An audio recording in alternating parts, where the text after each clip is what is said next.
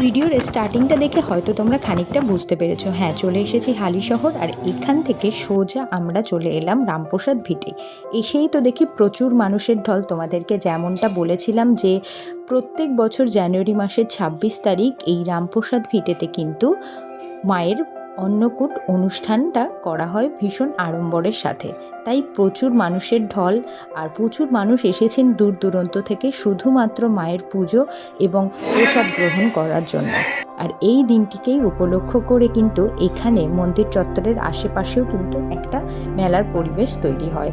তো আমরাই প্রথমেই প্রবেশদ্বার দিয়ে ঢুকে পড়লাম মন্দিরের ভেতরে। এত ভিড় যে সামনে যে কক্ষটা দেখা যাচ্ছে এখানেই কিন্তু মায়ের মূর্তি থাকে, সেখানেই পুজোর আয়োজন করা হয়। তো মানুষ সবাই এখানে দাঁড়িয়ে আছে।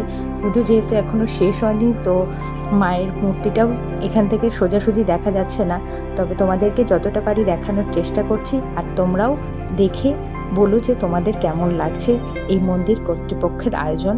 আর হালিশহর গুডউইল ফ্রেটার্নিটি আর মন্দির কর্তৃপক্ষের তত্ত্বাবধানেই কিন্তু পুরো অনুষ্ঠানটার আয়োজন করা হয় প্রত্যেক বছর ২৬শে জানুয়ারি এই দিনটিতে। ভিড় ঠেলেই একটু সামনে এগোতেই কিন্তু আমি দেখতে পেলাম যে অন্নকূটের আয়োজনের জন্য আজকে এখানে সবাই এসেছেন, সেই সব ভোগ প্রসাদ মায়ের পুজো দেওয়ার আগে এখানে সমস্তটাই গুছিয়ে সুন্দর করে রাখা হয়েছে, যা ভক্ত সাধারণের মধ্যে বিতরণ করা হবে।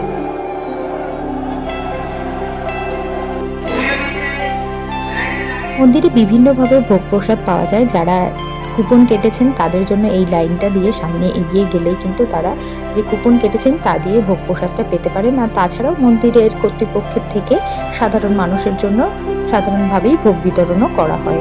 তো আমাদের আগের ভিডিওতে তোমাদেরকে বলেছিলাম যে এখানে একটা বকুল গাছ আছে, যেখানে ভক্তগণ তাদের মনস্কামনা পূর্ণ করার জন্য তাদের মানত রেখে যান।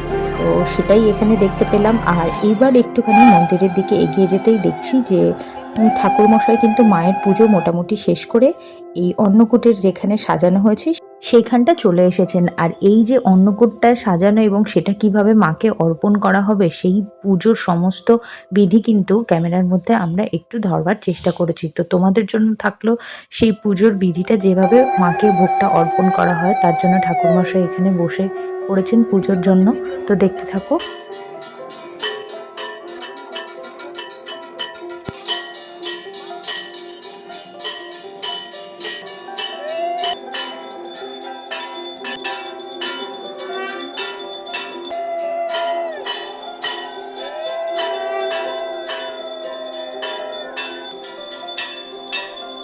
ঠাকুরমশাইয়ের পুজো প্রায় কিন্তু শেষের দিকে, তাই এবার সবাই অধীর আগ্রহে অপেক্ষা করছে মায়ের মুখ দর্শনের জন্য এবং তার আশীর্বাদ গ্রহণের জন্য।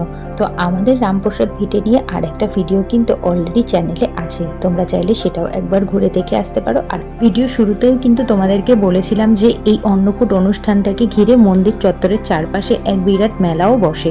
তো ভিডিওর শেষে কিন্তু সেই মেলার কিছুটা তোমাদের জন্য থাকলো। আর আপাতত তোমাদের ভিডিওটা কেমন লাগলো সেটা কিন্তু আমাদেরকে অবশ্যই কমেন্টসে জানিও। আর ভালো লাগলে ভিডিওটাকে অবশ্যই লাইক আর শেয়ার করে দিও।